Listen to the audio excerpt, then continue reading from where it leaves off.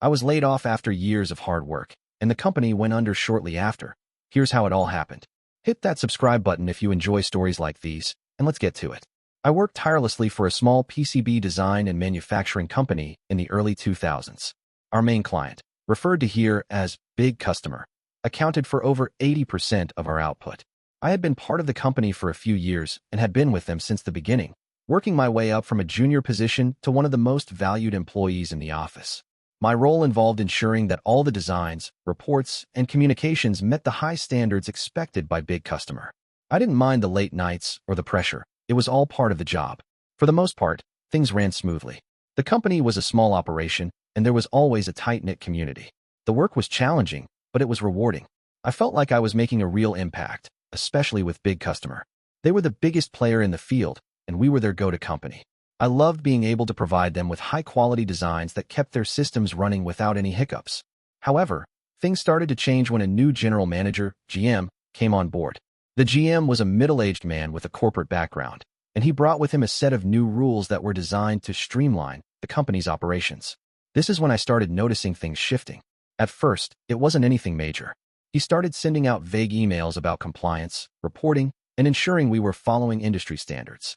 To be honest, it seemed like a lot of corporate jargon that didn't really apply to our day-to-day work.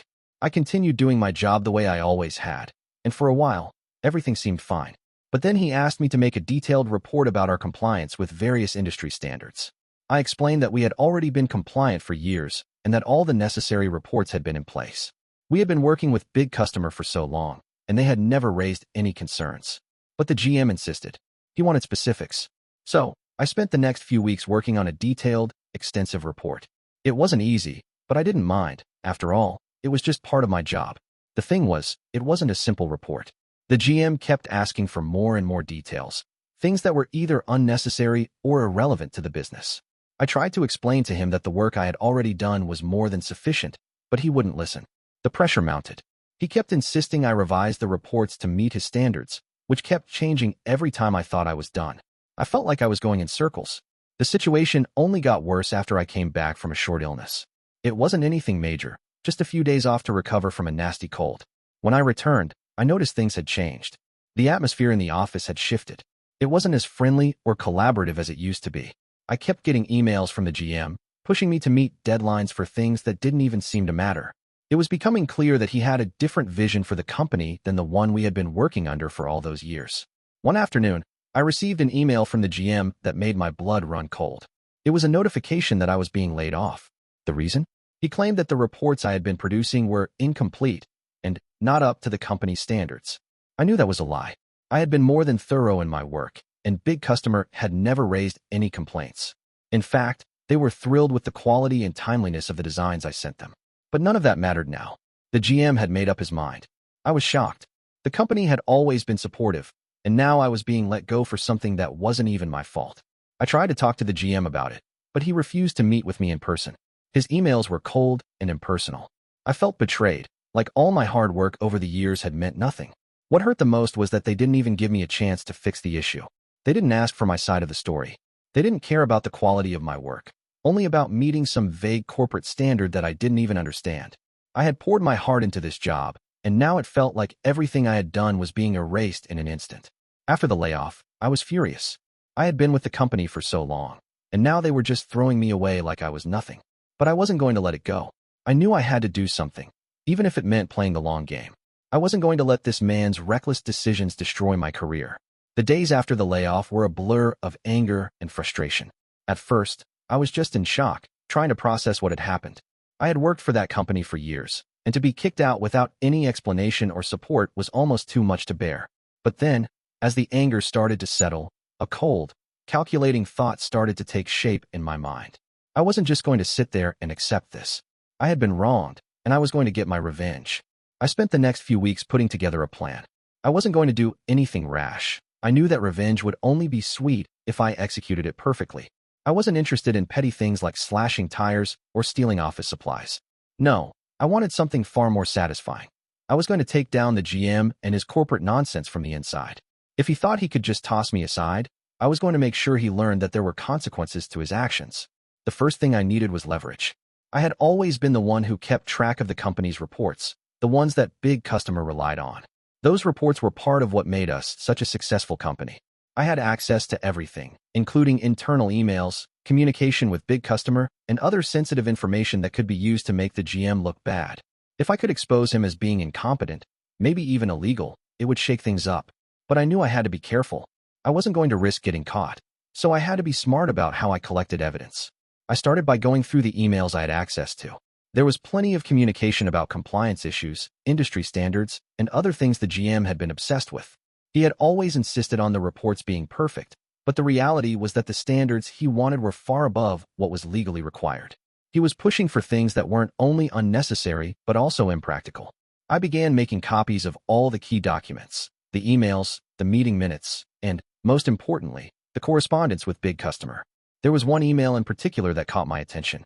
It was from a senior manager at big customer, thanking us for our work and noting that everything was running smoothly.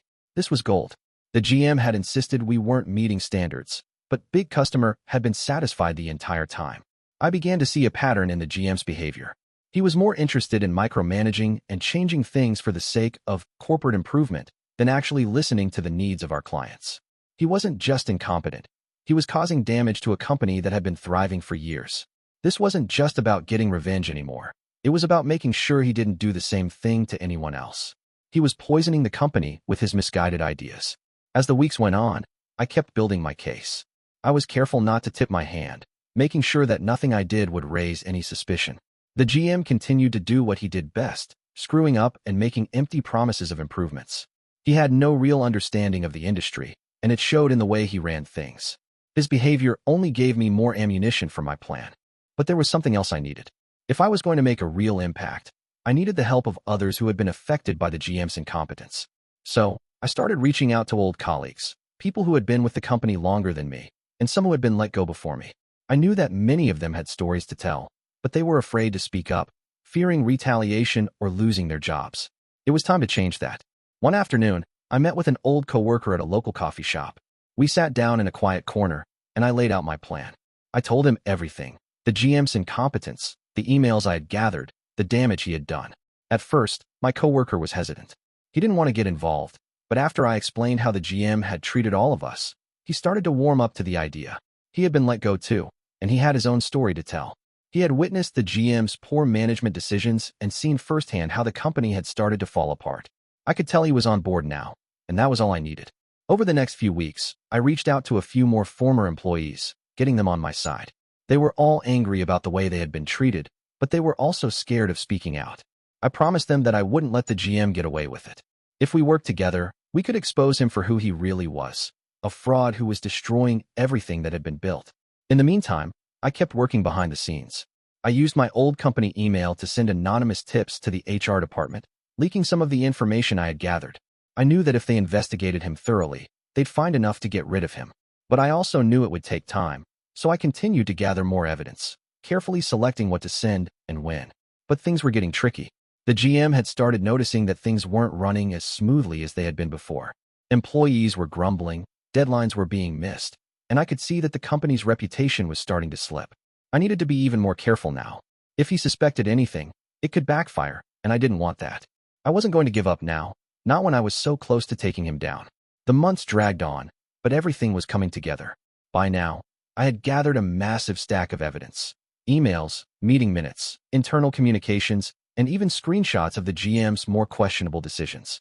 The more I collected, the more I realized just how much damage the GM had done to the company. He wasn't just making mistakes. He was actively causing problems by making reckless decisions that undermined everything we had worked so hard to build. One evening, as I sat in my apartment surrounded by all the evidence I had compiled, I felt a sense of satisfaction. But it wasn't enough. I needed a way to make sure the GM didn't just get fired. He needed to be exposed for who he really was. This wasn't just about getting back at him for the layoff. It was about making sure he couldn't ruin anyone else's career. I had been sending anonymous emails to HR, leaking bits of information here and there, but I knew that wasn't enough. The GM had been playing the part of a successful leader, and it was hard for anyone to see through his facade. I needed to hit him where it hurt the most, his reputation. So I decided to go further. I had a plan, a risky one, but one that I believed would work. I reached out to some of the journalists I had kept in touch with over the years. The tech industry, especially in our field, was often in the news, and I knew some reporters who would be interested in a story like this. I didn't want to just send them my evidence directly. I wanted them to dig deeper, to uncover the truth on their own. The GM's decisions were bad, but if the media got hold of the story, they would expose him for the fraud he was. The company might not survive, but neither would he. It took a few weeks, but eventually, I managed to get a journalist interested. I sent them an anonymous tip, detailing the GM's role in undermining the company's operations and the damage he had caused. I gave them the evidence they needed to take the story to the next level, but I also made sure to leave enough room for them to dig further on their own. This wasn't just about getting the GM fired. It was about making sure everyone knew the truth. Meanwhile, I continued to reach out to my former coworkers, building a coalition of people who were willing to speak up. The more people I spoke to, the more I realized that the GM had been making enemies left and right. He had treated so many people badly, especially the long-term employees who had stuck around through the hard times. I knew that the more people I had on my side, the stronger our case would be. It wasn't just about personal revenge anymore. This was about the people who had been wronged by him, the ones whose careers and livelihoods he had destroyed with his reckless decisions. I wanted to make sure he didn't get away with it. I had seen too many people lose their jobs and their dignity because of him. Now it was time to make him pay. The tipping point came when the story about the company's internal issues, the GM's incompetence, and the company's fall from grace hit the media. A local business newspaper picked it up, and the details of his failures and the company's mismanagement started circulating. The GM's carefully crafted image as a competent, forward-thinking leader crumbled in front of everyone's eyes. The journalists had done their job well, digging deeper than I ever could have done alone. They managed to get a few key people to speak out on the record, and the story quickly gained traction. I watched with satisfaction as the media began to pick up on the story. The GM's name was all over the papers, and he became the face of everything that had gone wrong. He tried to defend himself, but the evidence was overwhelming. There was no escaping it anymore. The company's reputation was in ruins, and the GM's career was effectively over. But I wasn't done yet. The GM may have been exposed, but I knew that the company needed to collapse entirely for him to feel the full weight of the consequences. That's when I took my revenge to the next level. I contacted several former employees, including those who had been laid off or let go over the years. We all knew that there was a lot more to the story than what had been reported. The GM's behavior had been toxic, and it was time for the world to hear the full truth. I started a petition. It wasn't just about firing the GM. It was about making sure the people who had been affected by his decisions got their voices heard. I knew that if we could get enough signatures, we could force an investigation into his actions and the damage he had caused. I wasn't sure what would happen, but I knew I had to try. By now, the GM was losing his grip on the company. His supporters were silent, and even the board of directors couldn't ignore the growing public backlash. They were scrambling to save face, but the damage was done. The press continued to report on the unfolding disaster, and the GM's once promising career was now hanging by a thread. The GM's world was crumbling faster than I could have ever imagined. After the petition went viral, the pressure on the board of directors became unbearable. They had been trying to save face, but it was clear that the public was no longer interested in saving the company's reputation. The media had made it impossible for them to pretend that everything was fine. The GM's name was now synonymous with corporate failure, and I knew that the end was near. In the days that followed, the company's stock took a nosedive. Employees who had once been loyal to the company began to speak out, sharing their stories about the GM's toxic management style and the way he had manipulated them. They weren't afraid anymore. The GM had pushed everyone too far, and now the walls were closing in on him. The board called for a meeting to address the growing crisis. It was only a matter of time before the GM would be forced to step down, but I wasn't going to let him off that easily. I had done everything I could to expose his incompetence, but now it was time to take one last step. It wasn't enough for me to simply get him fired. I wanted to make sure he was held accountable for the damage he had caused. I wanted the world to know the full extent of his failures. I made one final move. Using my network of former colleagues and friends who had been affected by the GM's reign of terror, I helped them prepare a series of whistleblower reports. These documents would go beyond the company's internal mismanagement. They would expose his unethical behavior, including instances of bullying, falsifying documents, and ignoring safety regulations to meet impossible deadlines. It was everything I had ever wanted to expose, and now I had the power to do it. The whistleblower reports were filed with the appropriate authorities, including labor unions and regulatory bodies. I made sure to send copies to major newspapers and news outlets. I wasn't going to let the GM slide by with a simple firing. He needed to face the full consequences of his actions. By this time, the board was cornered. They could no longer defend him. The pressure from the media, the government, and the public was too great. They had no choice but to act. The GM was escorted out of the building in disgrace. He had been fired, but it wasn't just a termination, it was a public humiliation. The media outlets were quick to report on his fall from grace, and the stories that came out about him were damning. His career was over. But even after all of this, I knew there was one last thing that needed to happen. The company had to feel the weight of its actions. The GM had been the face of the company's failures, but the board had been complicit in allowing him to operate unchecked.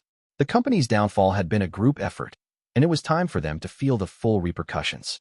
I helped my former colleagues file complaints for wrongful termination and unpaid wages. The class action lawsuit that followed shook the company to its core. It wasn't just a few disgruntled employees. It was a united front, and it was clear that they had no choice but to settle. The company had spent years mistreating its employees, and now it was time for them to pay. The lawsuit was a victory not only for us, but also for the employees who had suffered in silence for far too long. The company's stock plummeted even further, and they were forced to file for bankruptcy. The GM's disastrous leadership had destroyed everything that had been built. The media had turned on him completely, and his name was no longer associated with success, but with failure. It wasn't just a personal defeat, it was a public one, and I had been the one to make sure the world saw it. In the end, I had my revenge. The GM had thought he could throw me away without consequences, but I made sure he paid for every misstep, every wrong decision, and every life he had ruined along the way. The company had been brought to its knees, and he was left with nothing. It was a sweet victory, one that was well worth the wait. But it didn't end there. As the dust settled and the media stopped covering the story, I realized that I had accomplished something much bigger than just revenge. I had exposed a system that was broken, and in doing so, I had helped countless other people who had been silenced by fear.